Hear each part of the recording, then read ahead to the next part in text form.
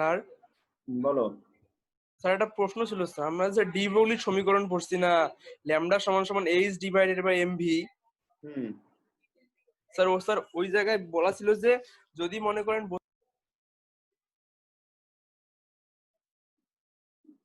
এখানে এই টপিক্সটা একটু পড়ো দেখি সবাই, পড়ে কি বুঝাও।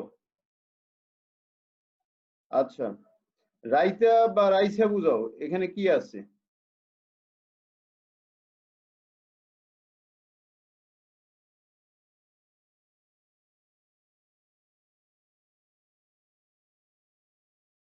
সবাই পড়ো একটু।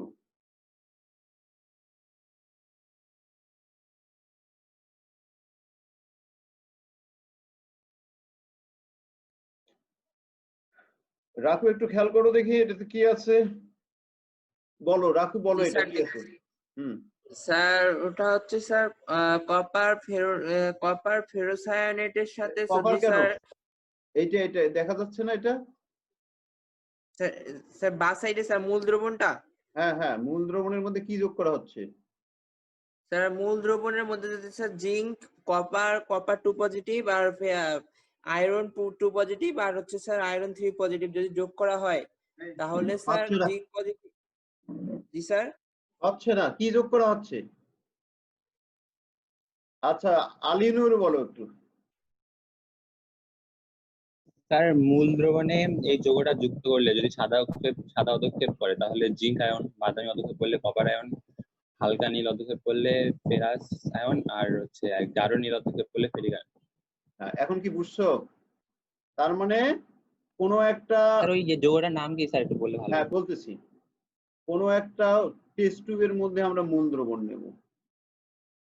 একটা টেস্ট টিউবের মধ্যে 1 মিলির মতো মূল দ্রবণ নেব, মূল দ্রবণ নিলাম, নিয়ে এই কয়েক ফোঁটা, এটার নাম হচ্ছে পটাশিয়াম ফেরোসায়ানাইড, নিচে লেখা আছে তারপরে লিখে দিই। পটাশিয়াম, আর এমনিতে সাধারণ নাম ফেরোসায়ানাইড, তবে ইউপ্যাক নাম আরেকটা আছে, ফেরোসায়ানাইড।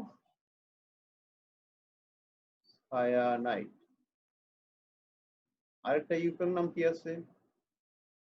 পটাশিয়াম হেক্সাসায়ানোফেরেট 2, এটা ইউপ্যাক নাম। উপরের নামটা আমরা সচরাচর ব্যবহার করি, ইউপ্যাক নাম যদি ইউপ্যাক নাম চায় তখন ব্যবহার করি। পটাশিয়াম 6টা ছায়ানমূলক আছে, এজন্য কি হেক্সা ছায়ানো, তারপর কি ফেরেট, আর জারণ সংখ্যা ব্র্যাকেটের মধ্যে এভাবে 2 দ্বারাও লিখতে পারি, এভাবে লিখতে পারি। তাহলে পটাশিয়াম হেক্সাসায়ানোফেরেট, এটা ইউপ্যাক নাম। আচ্ছা, এখানে একটা জটিল আয়ন আছে ApCN6, এটা হচ্ছে জটিল আয়ন, থার্ড ব্র্যাকেটের মাধ্যমে এভাবে জটিল আয়নকে দেখানো হয়। আর এখানে জটিল আয়নটা, পটাশিয়ামের টোটাল চার্জ হচ্ছে কি +4, টোটাল চার্জ +4, আর জটিল আয়নটার টোটাল চার্জ হচ্ছে -4। তাহলে এই যে জটিল আয়ন যদি ঋণাত্মক হয় তাহলে এই যে ধাতু যেটা থাকে, ধাতুর নামের শেষে এর যোগ করতে হয়। এপি ল্যাটিন নাম কি? পিয়াস বাবু বলো। ফেরাস। হয় নাই। আয়রন এর ল্যাটিন নাম কি? জান্নাতুন নাইম বলো। ফেরাম স্যার, ফেরাম। ফেরাম। তাহলে এপির ল্যাটিন নাম হচ্ছে ফেরাম। ফেরামের নামের আম, শেষে আম আছে, ফেরাম। তাহলে আমটা বাদ দিয়ে যদি এট যোগ করি তাহলে হয়ে যায় ফেরেট। তাহলে ঋণাত্মক জটিল আয়নের নামের শেষে এভাবে ধাতুর নামের শেষে আম বাদ দিয়ে এট যোগ করে দিতে হয়। তার মানে মনে রাখতে হবে ধাতুর নামের শেষে এট যুক্ত হয়। বোঝা গেছে কি তোমাদের? জি স্যার। তাহলে এটা এমনিতে কি নাম বলবো? পটাশিয়াম হেক্সাসায়ানোফেরেট অথবা পটাশিয়াম ফেরোসায়ানাইড। এখানে আয়রনের জারণ সংখ্যা যদি +2 হয় তাহলে হয় ফেরো, আর যদি এখানে +3 হয়, যেমন এটা K3, FeCN6, এটার নাম কি হবে?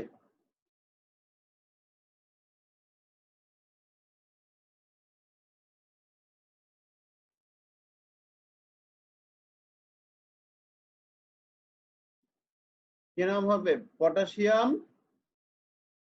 হেক্সাথায়োনোফেরেট 3। এখানে আয়রনের জারণ সংখ্যা কত? +3। তাহলে এটার আরেকটা নাম হচ্ছে পটাশিয়াম ফেরিসায়ানাইট। পটাশিয়াম ফেরিসায়ানাইট অথবা পটাশিয়াম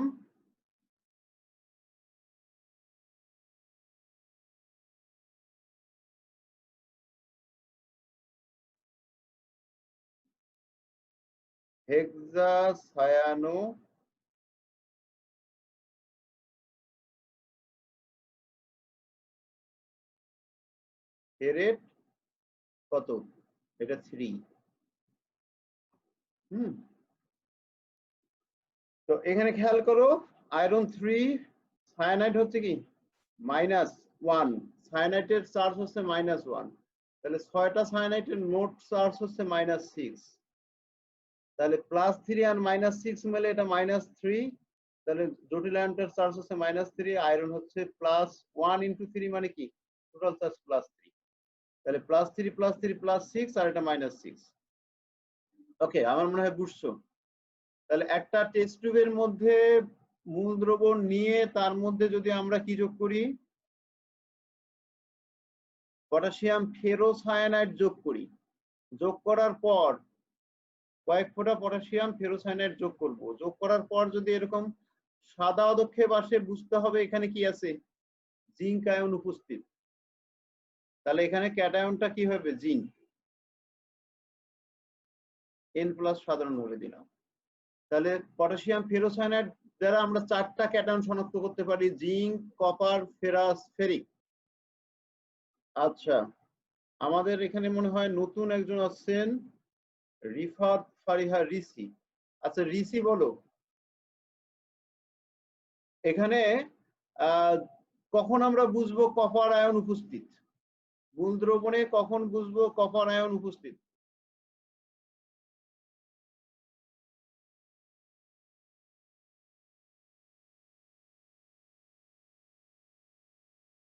রিসি মিউট অন করে কথা বলতে হবে, আনমিউট করো। জি স্যার। কখন আমরা বুঝবো মূল দ্রবণে কপার আয়ন উপস্থিত?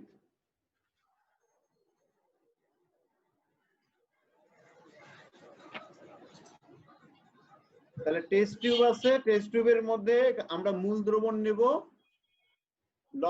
লবণের সাথে পানি মিশিয়ে মূল দ্রবণ তৈরি করব। একটা টেস্ট টিউবের মধ্যে লবণের মধ্যে পানি মিশিয়ে মূল দ্রবণ তৈরি করব। মূল দ্রবণ মনে করো 1 মিলি তৈরি করে নিলাম বা 10 মিলি তৈরি করে নিলাম, 10 মিলির মধ্যে 1 মিলি আরেকটা টেস্ট টিউবে ঢেলে নিলাম। তাহলে এখানে মূল দ্রবণের মধ্যে অবশ্যই লবণের মধ্যে একটা ক্যাটায়ন আছে। ক্যাটায়নটা যদি কপার হয়, কিভাবে সেটা বুঝবো? স্যার বুঝতে পারিনি, আরেকবার বলেন। মনে করো মূল দ্রবণের মধ্যে ক্যাটায়ন হিসাবে কপার 2+ আছে, তাহলে আমরা কিভাবে বুঝবো এখানে কপার 2+ আছে?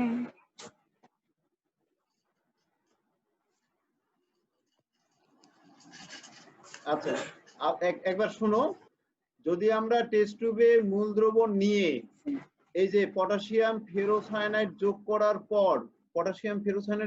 পর, যদি বাদামি অধক্ষেপ পড়ে, তাহলে যদি বাদামি অধক্ষেপ পড়ে তখন বুঝতে হবে এই দ্রবণের মধ্যে কপার 2+ আয়ন আছে। কপার 2+ আয়ন আছে। জি স্যার।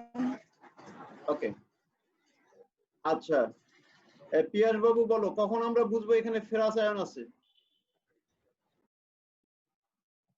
যখন মূল দ্রবণে ফেরিসায়ানাইড যোগ করার পর হালকা নীল অধক্ষেপ করবে।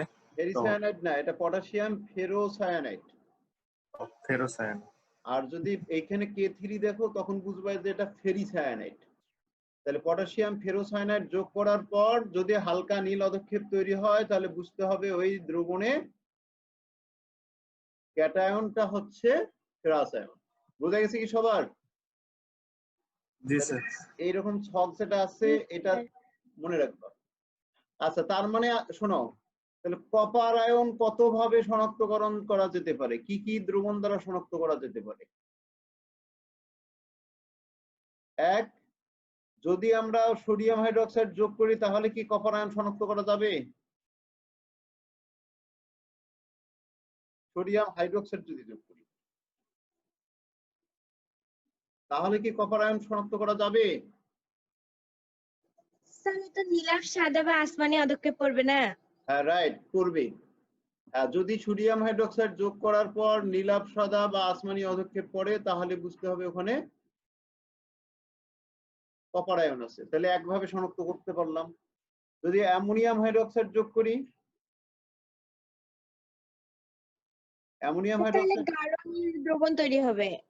প্রথমে নীলাভ সাদা অধক্ষেপ পড়বে, তার মধ্যে যদি আরো বেশি করে অ্যামোনিয়াম হাইড্রোক্সাইড যোগ করি তাহলে গাঢ় নীল দ্রবণ তৈরি হবে। তাহলে গাঢ় নীল যদি দ্রবণ তৈরি হয় তাহলে বুঝতে হবে ও সেখানে কি আছে, কপার আছে। আর যদি 3 নাম্বার আমরা মূল দ্রবণের মধ্যে পটাশিয়াম ফেরোসায়ানেট যোগ করি স্যার বাদামি অদক্ষেপ পড়বে।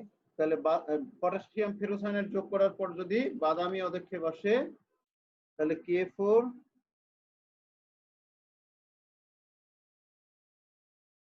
FeCN6। তার মানে 3টা বিকারক, এগুলাকে বলা হয় শনাক্তকারী বিকারক।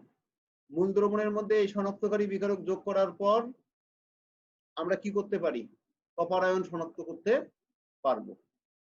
তাহলে এই কপার আয়ন শনাক্তকরণের জন্য 3টাই হচ্ছে শনাক্তকারী বিকারক। এখন তোমাদেরকে যদি বলা হয় এরকম কপার আয়ন শনাক্তকরণে ব্যবহৃত হয়, কপার আয়ন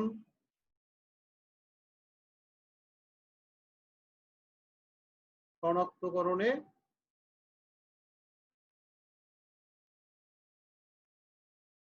ব্যবহৃত হয়। এক, দেয়া হলো ন্যাসলার দ্রবণ, ন্যাসলার দ্রবণ। 2 দেয়া হলো, ধরো কি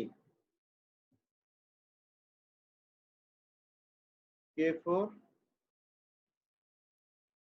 FeCN6। 3 দেয়া হলো অ্যামোনিয়াম হাইড্রোক্সাইড। তারপর প্রশ্ন হলো নিচের কোনটি সঠিক?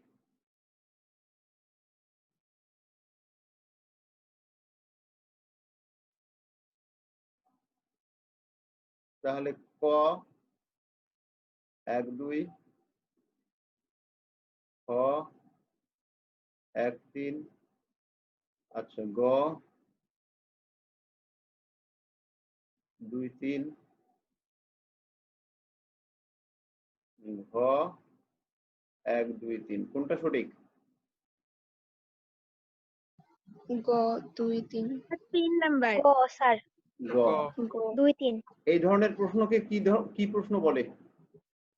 স্যার স্যার, অভিন্ন বহুপদী। তথ্য বহুপদী বহুপদী সমাপ্তি সূচক। বহুপদী। তাহলে বহুপদী সমাপ্তি সূচকের জন্য আমাদের এই যে জ্ঞানটাকে কি বিস্তৃত করতে হবে। বিস্তৃত না থাকলে, বিস্তৃত জ্ঞান না থাকলে তোমার কি ভুল হতে পারে। তো এই জন্য এই যে আয়ন শনাক্তকরণ গুলো দেয়া আছে সবগুলোই পড়তে হবে। যে আমি খালি পটাশিয়াম ফেরোসায়ানেট দিয়েই শনাক্তকরণ শিখলাম, ব্যবহারিকে হয়তো কাজটা করা শেষ, কিন্তু সিকিউতে এমসিকিউর জন্য যে আমাদের কাজে লাগবে তখন কিন্তু ভুল হতে পারে। ওকে স্যার একটা কোশ্চেন ছিল। হ্যাঁ, স্যার এই যে কপার শনাক্তকরণে কপার +2 আয়ন, ওখানে মনে করেন স্যার প্রথমে আমরা সোডিয়াম হাইড্রোক্সাইড, স্যার এখানে কপার 2+ আয়ন শনাক্তকরণে আমরা প্রথমে হচ্ছে অ্যামোনিয়াম হাইড্রোক্সাইড এবং সোডিয়াম হাইড্রোক্সাইড দুইটা যোগ করতে পারবো, এবং অতিরিক্ত যেটা যোগ করবো সেটা হচ্ছে অ্যামোনিয়াম হাইড্রোক্সাইড যোগ না করলে ওখানে কোনো পরিবর্তন হবে না। সোডিয়াম হাইড্রোক্সাইড যদি অতিরিক্ত যোগ করো তাহলে কিন্তু গাঢ় নীল দ্রবণ তৈরি হবে না। কারণ কপার হাইড্রোক্সাইডের সাদা নীলাভ সাদা পদক্ষেপ পরে, এটা সোডিয়াম হাইড্রোক্সাইডের সাথে আর কোনো বিক্রিয়া করে না, নো রিয়াকশন। তাহলে অতিরিক্ত সোডিয়াম হাইড্রোক্সাইড যোগ করলে কোনো পরিবর্তন হবে না। কিন্তু যদি আমরা সোডিয়াম হাইড্রোক্সাইড যোগ না করে এখানে যদি অ্যামোনিয়াম হাইড্রোক্সাইড যোগ করি, তখন কি হবে? অ্যামোনিয়াম হাইড্রোক্সাইডের সাথে কপার আয়নের কি হবে? ওই যে জটিল আয়ন তৈরি হবে এবং টেট্রাএমিনো কপার 2+ আয়নের জটিল আয়ন তৈরি হয়। মূলত এটার বর্ণটাই এটা কি বুঝছো? এখন কি যোগ করব? জি স্যার, কিন্তু আমার প্রশ্নটা অন্য ছিল। বলো। স্যার আমরা প্রথমে যেটা যোগ করব সেটা অ্যামোনিয়াম হাইড্রোক্সাইড বা সোডিয়াম হাইড্রোক্সাইড দুটেই তো যোগ করতে পারবো প্রথমে যেটা মূল হ্যাঁ দ্রবণে। হ্যাঁ হ্যাঁ হ্যাঁ, তাহলে নীলাভ সাদা হ্যাঁ, পদক্ষেপ আমরা করবো। যদি আর পরবর্তীতে আমরা হচ্ছে অ্যামোনিয়াম হাইড্রোক্সাইড যোগ করব। হ্যাঁ, নীলাভ সাদা পদক্ষেপ করার পর আম- অ্যামোনিয়াম হাইড্রোক্সাইড যোগ করতে হবে। আমরা প্রথমে যদি সোডিয়াম হাইড্রোক্সাইড যোগ করি, পরবর্তীতে কি আমরা অ্যামোনিয়াম হাইড্রোক্সাইড যোগ করতে পারবো? হ্যাঁ, পারবো না কেন? আমার তো প্রশ্নটা তাহলে তুমি বুঝো নাই। ধরো লবণটা আছে কপার সালফেট, আমি যদি এখানে সোডিয়াম হাইড্রোক্সাইড যোগ করি অথবা অ্যামোনিয়াম হাইড্রোক্সাইড যাই যোগ করি না কেন, যোগ করলে কি গতদিনের বিক্রিয়া বুঝো, যোগ করলে কপারের সাথে এই যে হাইড্রোক্সাইড গুলোর বিক্রিয়া, কপার হাইড্রোক্সাইড উৎপন্ন হবে কিনা? জি স্যার। তাহলে এই কপার হাইড্রোক্সাইডের বর্ণ কি? স্যার হচ্ছে নীলাভ সাদা। তাহলে এটা উৎপন্ন হলে আমি বুঝলাম নীলাভ সাদা আছে। এই নীলাভ সাদা পদক্ষেপটা কপার 2+ আয়নের কপার হাইড্রোক্সাইডের কিনা সেটা কিভাবে নিশ্চিত হব? অ্যামোনিয়াম হাইড্রোক্সাইড যোগ করার পর, অতিরিক্ত যোগ করার পর যদি গাঢ় নীল দ্রবণ তৈরি হয়। বুঝাইছে কি এখন? জি স্যার, বুঝছি এবার। ওকে, তাহলে এই বিক্রিয়াগুলো তাহলে টেট্রাঅ্যামিনো কপার, এই যে প্রশ্ন হতে পারে এখান থেকে আরো, নিচের কোনটির বর্ণ নীল? নিচের কোনটি নীল বর্ণের? তাহলে এই যৌগের নাম এবং সংকেত এবং তার বর্ণটা আমাদের মুখস্থ রাখতে হবে। নিচের কোনটি নীল বর্ণের? এরকম প্রশ্ন দিতে পারে। আচ্ছা, ক, ধরো কপার হাইড্রোক্সাইড দেয়া হলো, কপার হাইড্রোক্সাইড, তারপর খতে দেয়া হলো আচ্ছা কপার সালফেট, গতে দেয়া হলো মনে করো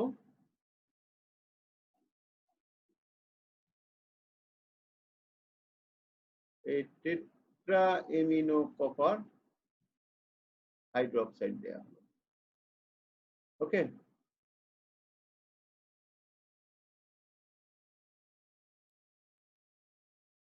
এটা দেয়া হলো। আর ঘতে মনে করো দেয়া হলো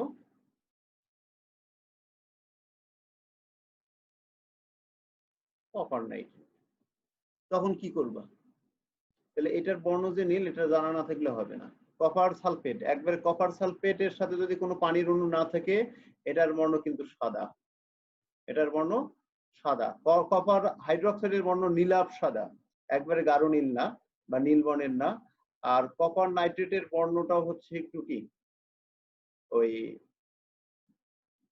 হালকা নীলাভ সাদা হতে পারে বা সাদা বর্ণের হতে পারে।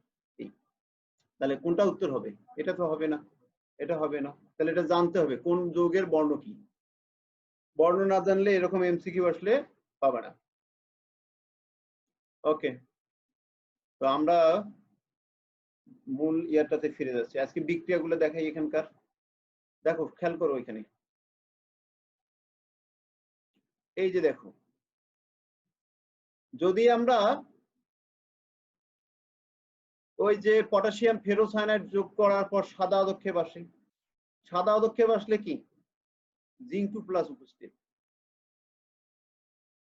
যদি এরকম হালকা নীল আসে, হালকা নীল আসলে কি পটাশিয়াম ফেরোসায়ানাইড যোগ করার পর যদি হালকা নীল পদক্ষেপ আসে ফেরাস আয়ন উপস্থিত।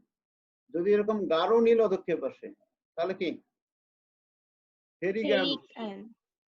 আর যদি এরকম বাদামি অধক্ষেপ আসে কপার তাহলে আয়ন। কপার আয়ন উপস্থিত। তাহলে আমরা প্রথমে একটা টেস্ট টিউবের মধ্যে মূল দ্রবণ নেব, নিয়ে ওই পটাশিয়াম ফেরোসায়ানাইড যোগ করার পর এই বর্ণের পরিবর্তনগুলো দেখতে হবে। আর যদি কোনো পরিবর্তন না হয়, কোনো অধক্ষেপ তৈরি না হয়, তাহলে বুঝতে হবে এই চারটা আয়নের কোনোটাই নেই। বুঝা গেছে কি? পটাশিয়াম ফেরোসায়ানাইড যোগ করার পর কোনো অধক্ষেপ আসলো না, তাহলে কি বুঝবো? ফেরাস, ফেরিক আয়ন, তারপর জিঙ্ক আয়ন, কপার 2+ আয়ন এগুলো উপস্থিত নাই। বোঝা গেছে কি? আচ্ছা, জি স্যার। সবাই এখন দেখো আমাদের বিক্রিয়াগুলো দেখো। ক্যাটায়নটা যদি কপার আয়ন উপস্থিত থাকে শুষ্ক টেস্ট টিউবে 1 মিলি মূল দ্রবণ নিয়ে অল্প পরিমাণ পটাশিয়াম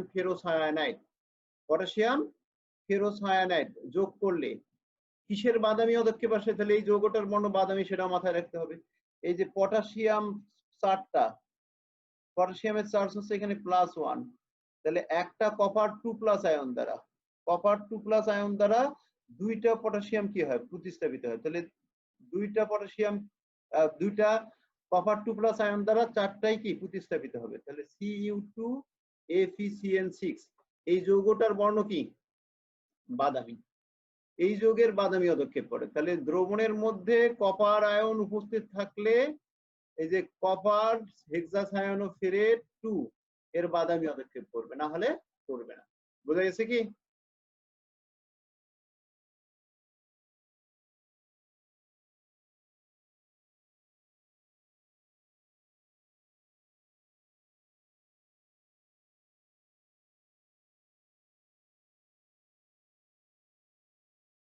তাহলে বিক্রিয়াটা আরেকবার খেয়াল করো। পটাশিয়াম ফেরোসায়ানাইড এর দ্রবণে কপার 2+ আয়ন উপস্থিত, কপার ক্লোরাইড হিসেবে থাকতে পারে, কপার সালফেট হিসেবে থাকতে পারে। মনে করো কপার সালফেট হিসেবে আছে। এর মধ্যে পটাশিয়াম ফেরোসায়ানাইড যোগ করলে এই পটাশিয়াম গুলো কপার 2+ আয়ন দ্বারা প্রতিস্থাপিত হয়। তাহলে দুইটা কপার আয়ন দ্বারা চারটা পটাশিয়ামই প্রতিস্থাপিত হবে। তাহলে কপার হেক্সাসায়ানোফেরেট এর বাদামি অধক্ষেপ করবে, আর ওই পটাশিয়াম গুলো সালফেটের সাথে যুক্ত হয়ে পটাশিয়াম সালফেট লবণ হবে। বিক্রিয়া কি বোঝা গেছে? স্যার আচ্ছা, যদি ওখানে কি থাকে উপস্থিত?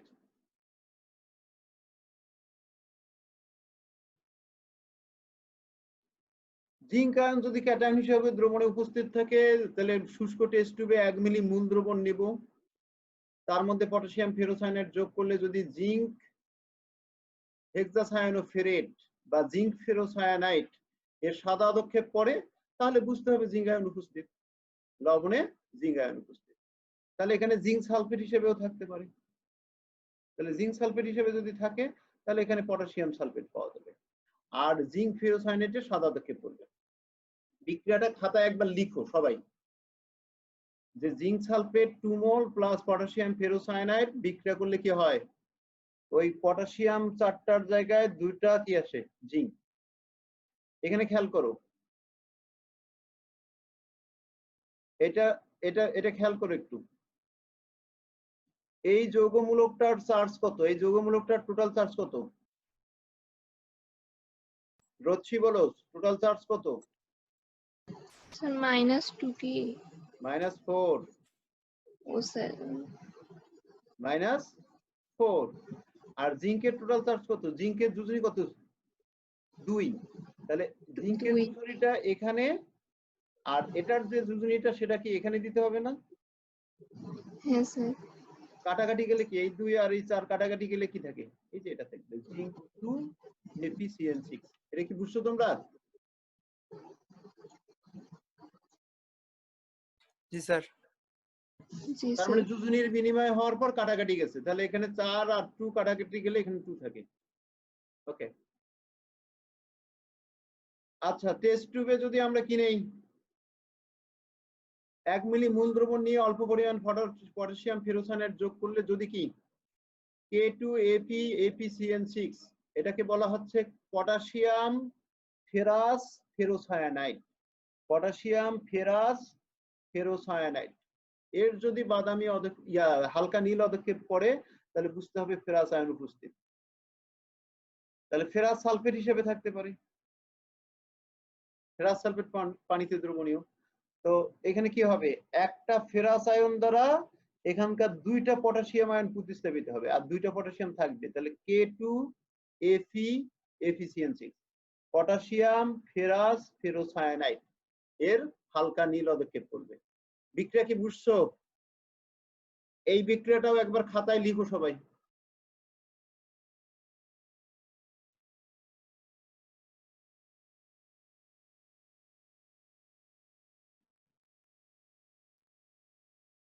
বিক্রিয়াটা একবার খাতায় লিখো। এখানে ফেরাস সালফেট দিয়ে বিক্রিয়াটা লিখো বা ফেরাস ক্লোরাইড দিয়ে বিক্রিয়াটা লিখো।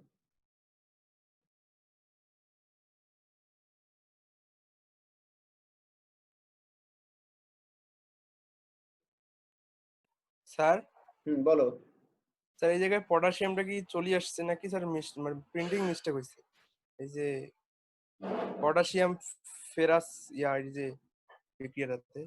এইটাতে না স্যার নিচেরটা। নিচে জি স্যার, এই যে হ্যাঁ। মানে কোনটাতে? ওই যে স্যার মানে স্যার শুষ্ক টেস্ট টিউবে 1 মিলি দ্রবণ নিয়ে অল্প করে যোগ করলে আবার স্যার ওই যে ওইটা এত গাঢ় নীল অধক্ষেপ করে। নিচেরটাতে? এটাতে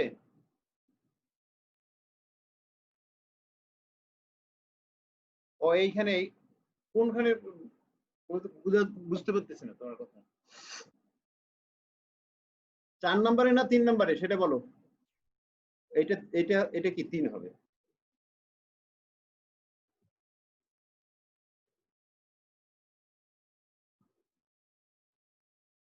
মানে স্যার 4 নাম্বার উৎপাদের মধ্যে। 4 নম্বর উৎপাদের মধ্যে এটা?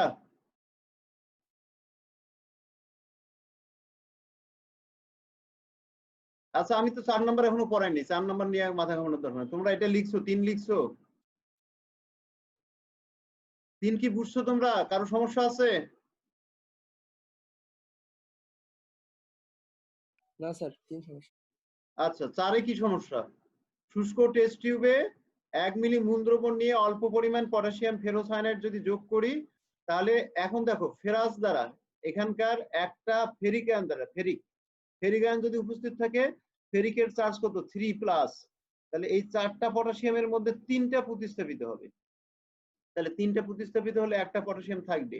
তাহলে পটাশিয়াম ফেরিক ফেরোসায়ানাইড, এটার নাম হবে পটাশিয়াম ফেরিক ফেরোসায়ানাইড অথবা পটাশিয়াম ফেরিক হেক্সাসায়ানোফেরেট। বোঝা গেছে কি? ফেরেট 2। যাই হোক, তাহলে ফেরিক আয়ন দ্বারা এখানে কয়টা পটাশিয়াম প্রতিস্থাপিত হচ্ছে?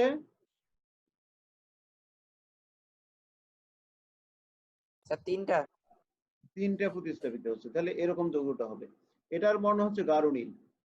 তাহলে একটা পটাশিয়াম থাকবে পটাশিয়াম ফেরিক হেক্সাসায়ানোফেরেট। অবশ্য এই বিক্রিয়াটা অন্য বইয়ে আরেকটু ভিন্ন ভাবেও থাকতে পারে।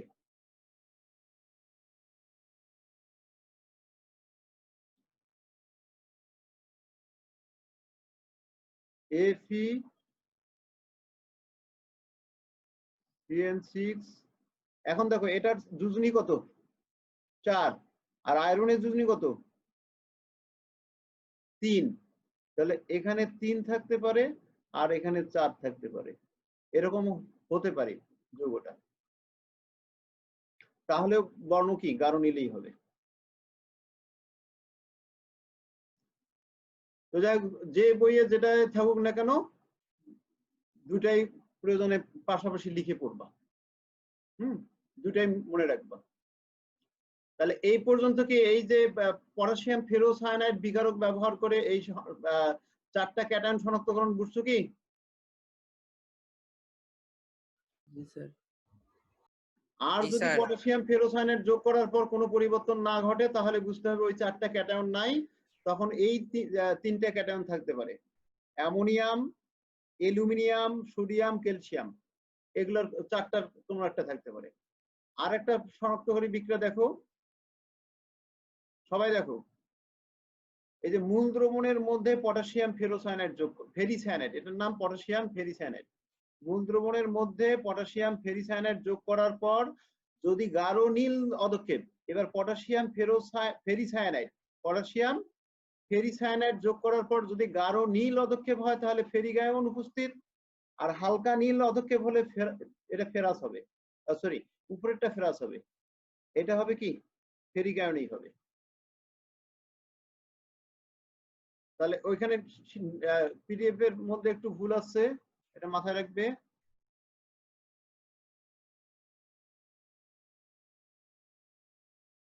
তাহলে এটাকে আমরা কি করে নেব, ফেরাস করে দেব।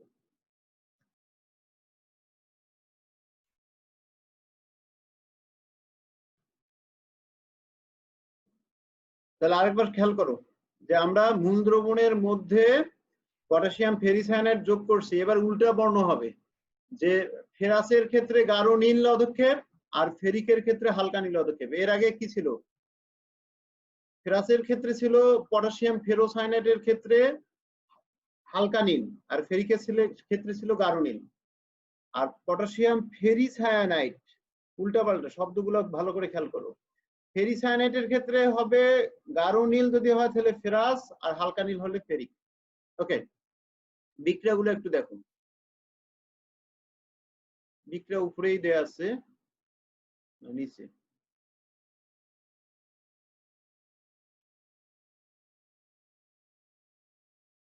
এই যে দেখো,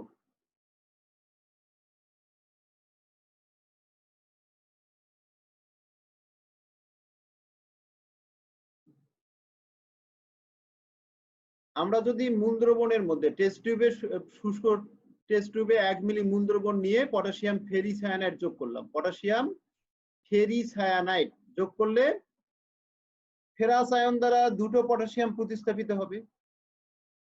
তাহলে দুটো পটাশিয়াম যদি প্রতিস্থাপিত হয়, হয় কি কে এফি CN6, তাহলে এটার নাম হচ্ছে পটাশিয়াম ফেরাস ফেরিসায়ানাইড। এটা তো ফেরিসায়ানাইড, এর গাঢ় নীল অদক্ষেপ করবে।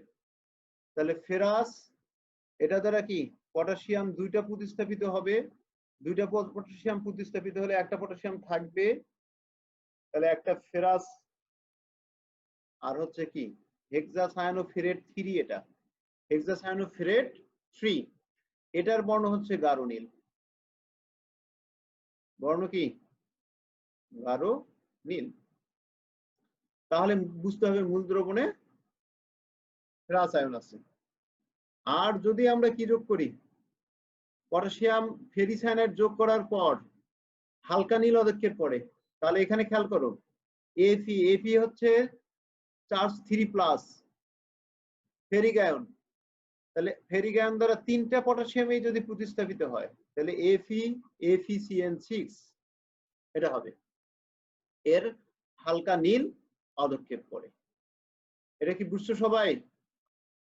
তাহলে শুষ্ক টেস্ট টিউবে 1 মিলি মূল দ্রবণ নেব, নিয়ে অল্প পরিমাণ পটাশিয়াম ফেরিসায়ানাইড যোগ করার পর যদি হালকা নীল অদক্ষেপ পড়ে তাহলে বুঝতে হবে ওখানে ফেরিক আয়ন উপস্থিত। আর এখানে হালকা নীল অদক্ষেপটা হবে FeCN6, অর্থাৎ ফেরিসায়ানাইডের হালকা নীল অদক্ষেপ। আর যদি পটাশিয়াম ফেরিসায়ানাইড যোগ করার পর কোনো অদক্ষেপ না পড়ে তাহলে বুঝতে হবে ওই ফেরাস বা ফেরিক নাই, অন্য 6টার যে কোনোটা থাকতে পারে। আচ্ছা, তোমাদেরকে একটু জাস্ট জিজ্ঞেস করি, এটা হচ্ছে পটাশিয়াম ফেরিক হেক্সাসায়ানোফেরেট, ওই যে যেটা উৎপন্ন হয়েছিল পটাশিয়াম ফেরিক হেক্সাসায়ানোফেরেট, ওই যে কে, তারপর কি এফি, এটা হচ্ছে এফির চার্জ হচ্ছে কি 3+, আর এখানে কি হবে হেক্সাসায়ানোফেরেট। প্রথমে যে ফেরিক আয়ন শনাক্তকরণে যে উৎপাদটা তৈরি হয়েছিল এটার নামই প্রোসিয়ান ব্লু, এটার নাম কি যে প্রোসিয়ান ব্লু, এটা প্রোসিয়ান ব্লু। এটার কাজটা অত মনে রাখার দরকার নাই, জাস্ট দেখে রাখলে ইয়ে যা আচ্ছা, তাহলে এবার আসো, যদি মূল দ্রবণ নেই, মূল দ্রবণে কয়েক ফোঁটা পটাশিয়াম থায়োসায়ানেট কি যোগ করি এবার? শনাক্তকারী বিকারক হচ্ছে পটাশিয়াম থায়োসায়ানেট, এই যে এটার নাম KCNS। এটা থায়োসায়ানেট মূলক আর এটা পটাশিয়াম, তাহলে পটাশিয়াম থায়োসায়ানেট। তাহলে পটাশিয়াম থায়োসায়ানেট অথবা অ্যামোনিয়াম আর এটা থায়োসায়ানেট যোগ করলে যদি এরকম রক্ত লাল দ্রবণ তৈরি হয়, এটা দ্রবণ তৈরি হবে, রক্ত লাল বর্ণের দ্রবণ তৈরি হয়, তাহলে বুঝতে হবে এই দ্রবণের মধ্যে ফেরিক আয়ন উপস্থিত। কি উপস্থিত? Ferric ion. এটা কি বোঝা গেছে তোমাদের?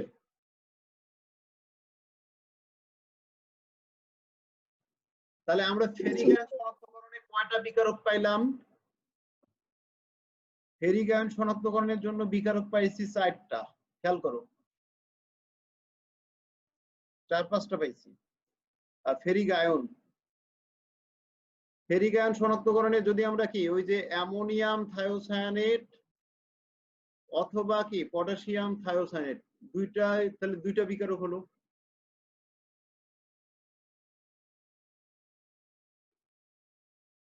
তাহলে এই 2টা যোগ করলে রক্ত লাল বর্ণের এরকম দ্রবণ তৈরি হবে, তাহলে বুঝতে হবে দ্রবণে ফেরিক আয়ন আছে। যদি অ্যামোনিয়াম হাইড্রোক্সাইড যোগ করি তাহলে কি পদক্ষেপ পড়ে?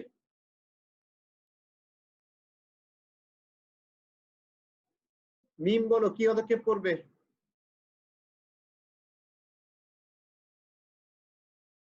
সবাই একটু রেডি থাকো।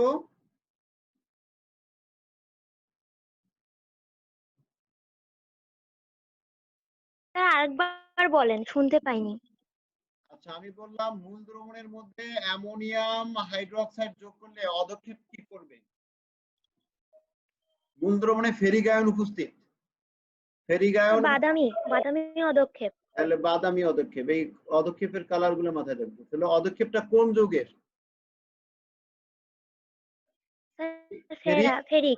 ফেরিক হাইড্রোক্সাইডের হাইড্রোক্সাইড। এর বাদামি বর্ণের পদক্ষেপ করবে যদি অ্যামোনিয়াম হাইড্রোক্সাইড যোগ করি। আর এটা যোগ করলে কি হবে? ফেরিক আয়রনের চার্জ 3, এই থায়োসায়ানেটের চার্জ হচ্ছে 1, তাহলে এখানে 3 দাও। তাহলে ফেরিক থায়োসায়ানেট কিন্তু থায়োসায়ানেটের রক্ত লাল দ্রবণ তৈরি হবে। তো সোডিয়াম হাইড্রোক্সাইড যদি যোগ করি কি হবে? এই বাদামি বর্ণের ফেরিক হাইড্রোক্সাইডের পদক্ষেপ করবে, এটার রক্তের মতো লাল, এটার বর্ণ রক্তের লাল। আর যদি আমরা কি K4FeCN6 যোগ করি,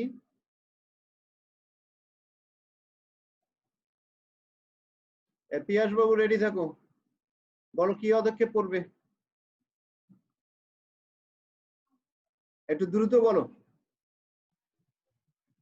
পটাশিয়াম ফেরোসায়ানাইট যোগ করার পর যদি ফেরিক আয়ন উপস্থিত থাকে দ্রবণের পদক্ষেপের বর্ণ কি হবে? জুলফিকার বলো দ্রুত। নীল। হালকা নীল না গাঢ় নীল? স্যার ওইটা তো স্যার মনে নাই। গাঢ় নীল হবে। গাঢ় নীল হবে। গাঢ় নীল। ফেরিকের ক্ষেত্রে পটাশিয়াম ফেরোসায়ানাইড যদি যোগ করি, ফেরিকের ক্ষেত্রে হবে কি ফেরোসায়ানাইড যোগ করলে গাঢ় নীল। আর যদি ফেরিকের ক্ষেত্রে পটাশিয়াম ফেরিসায়ানাইড যোগ করি, এগুলো খেয়াল করতে হবে, তা নাহলে ওই যে পরীক্ষার হলে উল্টাপাল্টা হলে তো সমস্যা। ফেরিসায়ানাইড যোগ করার পর কি হবে? হালকা নীল। ওকে, তাহলে হালকা নীল হলে বুঝতে হবে ফেরিক আয়ন। তাহলে কতগুলো বিকারক দ্বারা ফেরিক আয়ন আমরা ল্যাবরেটরিতে শনাক্ত করতে পারি? অনেকগুলো বিকারক।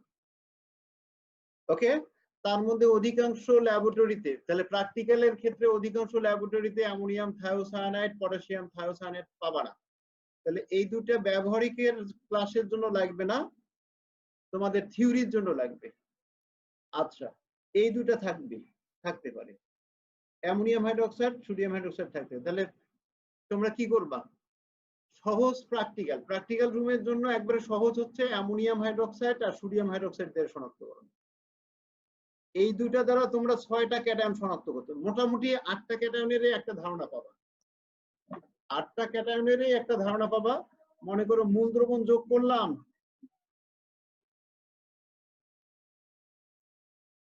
তাহলে 6টা ক্যাটায়নের ক্ষেত্রে তো অধক্ষেপে পড়ে। হালকা নীল অধক্ষেপ করলে কপার, সবুজ অধক্ষেপ করলে ফেরাস, বাদামি অধক্ষেপ করলে ফেরিক, দইয়ের ন্যায় সাদা অধক্ষেপ করলে জিঙ্ক, তারপর জেলির ন্যায় থকথকে সাদা অধক্ষেপ করলে অ্যালুমিনিয়াম, চুনের ন্যায় সাদা অধক্ষেপ করলে কি ক্যালসিয়াম। এরকম করে আমরা 6টা ক্যাটায়নকে শনাক্ত করতে পারি। আর যদি কোনো পদক্ষেপ না পড়ে তাহলে তখন বুঝবো যে হয় অ্যামোনিয়াম আছে না হয় সোডিয়াম আছে, হয় অ্যামোনিয়াম না হয় সোডিয়াম আছে। এখন আরেকটা বিষয়, অধিকাংশ প্র্যাকটিক্যাল রুমে দেখা যায় সোডিয়াম আয়ন শনাক্তকরণের জন্য পটাশিয়াম পাইরোএন্টিমনের একটা বিকারক লাগে, পাইরোএন্টিমনেট K2H2SB2O7। তাহলে অধিকাংশ ল্যাবরেটরিতে এটা থাকে না। তাহলে এটা যেহেতু থাকে না, তাহলে শনাক্তকরণের জন্য সোডিয়াম আয়নও দেয় না প্র্যাকটিক্যাল করতে। তাহলে বুঝতেছো যে যদি অ্যামোনিয়াম হাইড্রোক্সাইড যোগ করার পর ওই 6টা পদক্ষেপে না আসে, তাহলে বুঝতে হবে ওখানে অ্যামোনিয়াম আছে, কারণ তোমার তো সোডিয়াম দেয়নি। বুঝছো কি তোমরা? জি স্যার। জি স্যার। আচ্ছা, এটা আরো একবার ভালো করে ভিডিও দেখে যারা বুঝো নাই বুঝে নিবা বা আমাকে জিজ্ঞেস করবা। ওকে, সবাই খেয়াল করো, শনাক্তকারী বিকারক পটাশিয়াম থায়োসায়ানেট অথবা অ্যামোনিয়াম থায়োসায়ানেট যোগ করলে এই যে ফেরিক থায়োসায়ানেটের রক্তলাল দ্রবণ তৈরি হলে বুঝতে হবে দ্রবণে ফেরিক আয়ন আছে। এখন শনাক্তকারী বিকারক হচ্ছে অ্যামোনিয়াম অক্সালেট। অ্যামোনিয়াম অক্সালেট যোগ করার পর যদি এরকম সাদা অধক্ষেপ আসে, তাহলে বুঝতে হবে কি উপস্থিত, ক্যালসিয়াম 2+ উপস্থিত। একবার খুবই সহজ বিক্রিয়া। অ্যামোনিয়াম অক্সালেট যোগ করার পর যদি এরকম সাদা অধক্ষেপ আসে, তাহলে বুঝতে হবে মূল দ্রবণের মধ্যে ক্যালসিয়াম আয়ন উপস্থিত, আর এখানে ক্যালসিয়াম অক্সালেটের সাদা অধক্ষেপ পড়ে। তাহলে অ্যামোনিয়াম অক্সালেট দ্বারা শুধুমাত্র কোন ক্যাটায়ন শনাক্ত করা যায়? একটু রিসি বলো, নতুন মানুষ। জি স্যার। কোন ক্যাটায়ন শনাক্ত করা যায়? ক্যালসিয়াম 2+। ক্যালসিয়াম আয়ন শনাক্তকরণে এটা ব্যবহার করা যায়। আচ্ছা, জি স্যার। ক্যালসিয়াম আয়ন শনাক্ত করতে আমাদের কয়টা বিকারক ব্যবহার করা হয়? মিম বলো।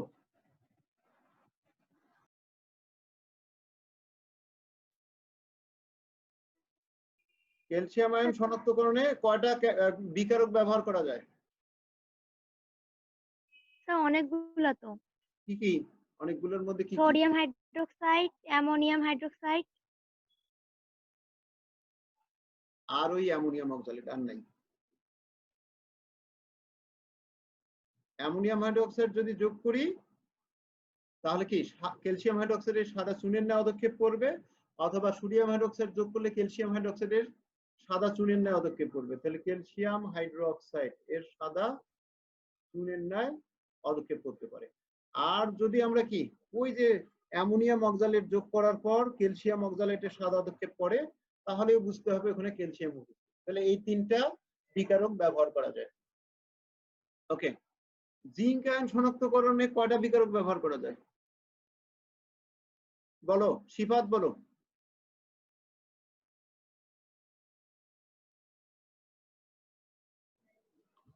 Sodium hydroxide, sodium ammonium, sodium hydroxide, ammonium hydroxide. হ্যাঁ, সোডিয়াম হাইড্রোক্সাইড অ্যামোনিয়াম হাইড্রোক্সাইড যোগ করলে সাদা দইয়ের ন্যায় পদক্ষেপ করবে। জিঙ্ক হাইড্রোক্সাইডের সাদা দইয়ের ন্যায় পদক্ষেপ। আর কি ব্যবহার করা যায়? Sir potassium ferrocyanide. K4 FeCN6। জান্নাতুন নাইম বলো, পটাশিয়াম ফেরোসায়ানাইড যোগ করলে জিঙ্ক যদি উপস্থিত থাকে তাহলে অধক্ষেপের বর্ণ কি হবে? স্যার সাদা। সাদা পদক্ষেপ করবে, গুড। আচ্ছা, তাহলে এই পর্যন্ত আমাদের সমস্যা নাই। এটা সহজ বিক্রিয়া দেখো, যে শুষ্ক টেস্ট টিউবে 1 মিলি মূল দ্রবণ নিয়ে অল্প পরিমাণ যদি অ্যামোনিয়াম অক্সালেট, এটা অ্যামোনিয়াম অক্সালেট যোগ করলে ক্যালসিয়াম অক্সালেটের সাদা পদক্ষেপ তৈরি হয়। তো ক্যালসিয়াম ক্লোরাইড হতে পারে, ক্যালসিয়াম ক্লোরাইড লবণেই সাধারণত তোমাদের দেয়া হয়।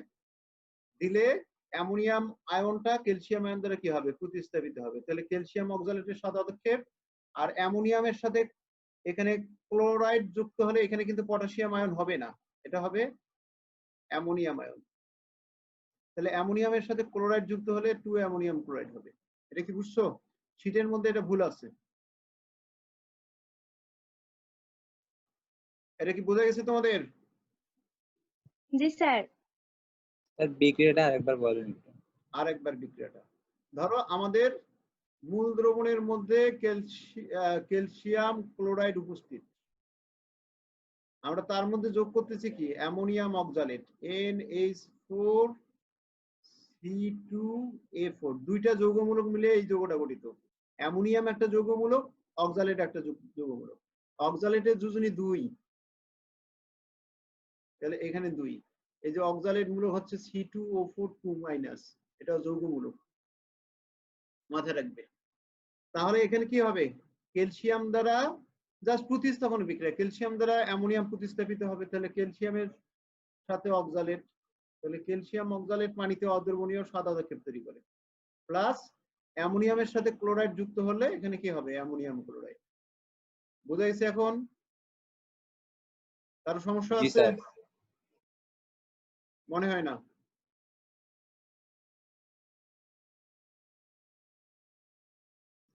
শনাক্তকারী বিকারক হচ্ছে ন্যাসলার বিকারক, ন্যাসলার দ্রবণ। আজকে এটা এই পর্যন্ত পড়েই শেষ। আচ্ছা, ন্যাসলার বিকারকটা কি? এই যে K2HgI3, K2HgI3,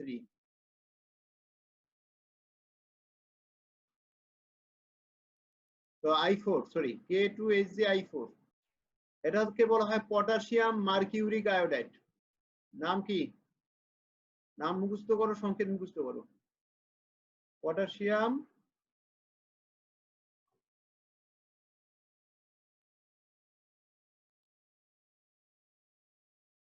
মার্কিউরিক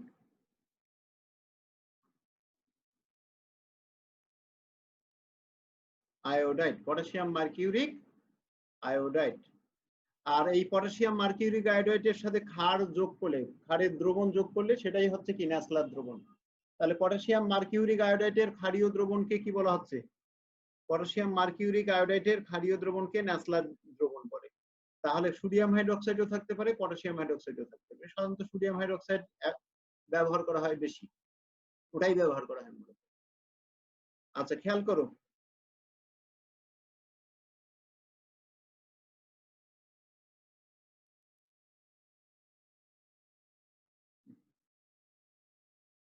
সবাই একটু খেয়াল করো।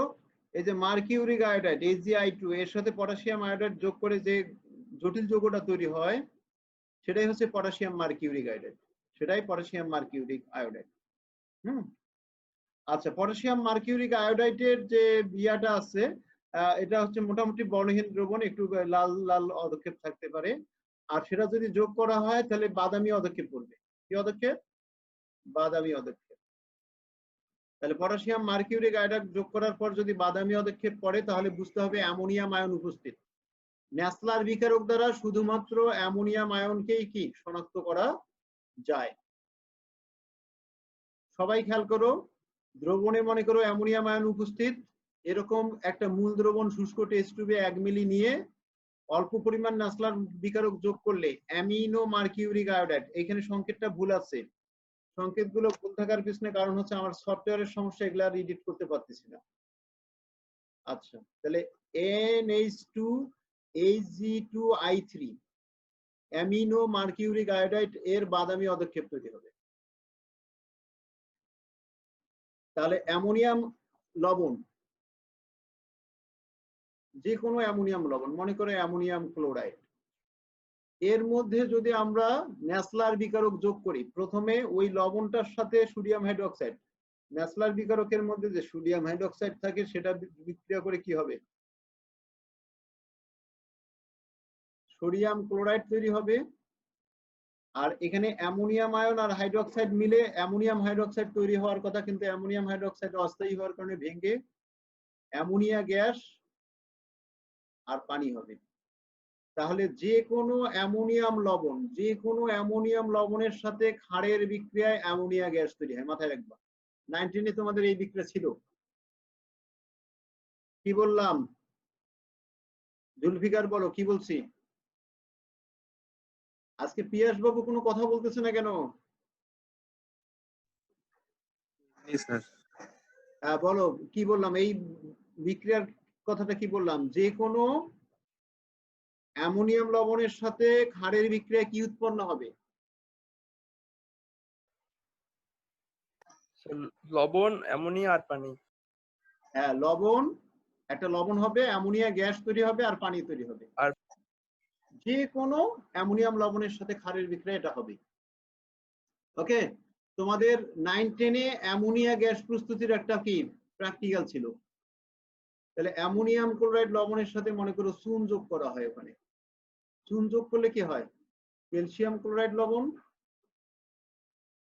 তারপর কি অ্যামোনিয়া গ্যাস, আর কি পানি তৈরি হবে। তাহলে অ্যামোনিয়াম লবণের সাথে ক্ষার যদি একটা যোগ করে উত্তপ্ত করি, তাহলে এখানে কি অ্যামোনিয়া গ্যাস তৈরি হবে। অ্যামোনিয়া গ্যাস প্রস্তুতির এই প্রক্রিয়াটা বর্ণনা ছিল, প্র্যাকটিক্যাল ছিল একবারে। ওকে, তাহলে অ্যামোনিয়াম লবণের সাথে সোডিয়াম হাইড্রোক্সাইডের বিক্রিয়ায় প্রথমে কি অ্যামোনিয়া গ্যাস তৈরি হবে আর পানি। আর ওই অ্যামোনিয়া গ্যাস পটাশিয়াম মার্কিউরিক আয়োডাইডের সাথে বিক্রিয়া করবে। তাহলে অ্যামোনিয়া গ্যাস প্লাস কি K2 এই যে বিক্রিয়াটা লিখো, ন্যূনতম 3 বার এই বিক্রিয়াটা লিখবে তোমরা, HgI4 বাসায়। তাহলে অ্যামোনিয়া গ্যাসের সাথে এটা যদি বিক্রিয়া হয় তাহলে কি হবে? অ্যামিনো মার্কিউরিক অ্যাসিড NH2, তারপর কি Hg2I3। অ্যামিনো মার্কিউরিক আয়োডাইড এর বাদামি অধক্ষেপ পড়ে, তাহলে এটা উৎপন্ন হবে। তাহলে অ্যামিনো মার্কিউরিক আয়োডাইড গেল, আরো পটাশিয়াম আর আয়োডিন মিলে পটাশিয়াম আয়োডাইড হবে, আর অ্যামোনিয়াম আর আয়োডিন মিলে একটা অ্যামোনিয়াম আয়োডাইড হবে। এটা 2, এটা হবে 4, 4টা পটাশিয়াম, 4টা আয়োডাইডের সাথে 4টা পটাশিয়াম আয়োডাইড তৈরি হবে, প্লাস অ্যামোনিয়াম আয়োডাইড তৈরি হবে। অ্যামোনিয়াম আয়োডাইড, এখানে যদিও ক্লোরাইড দেওয়া আছে, এটা ক্লোরাইড হবে না, হবে কি আয়োডাইড। এখানে হবে আয়োডাইড। আর ওই যে আয়োডিনের সাথে যুক্ত হলে এটা কি আয়োডাইড হবে, পটাশিয়াম আয়োডাইড। এই হচ্ছে বিক্রিয়া। তাহলে অ্যামোনিয়া আর পটাশিয়াম মার্কিউরিক আয়োডাইডের বিক্রিয়া কিসের বাদামি অধক্ষেপ তৈরি হয়? রাখু বলো।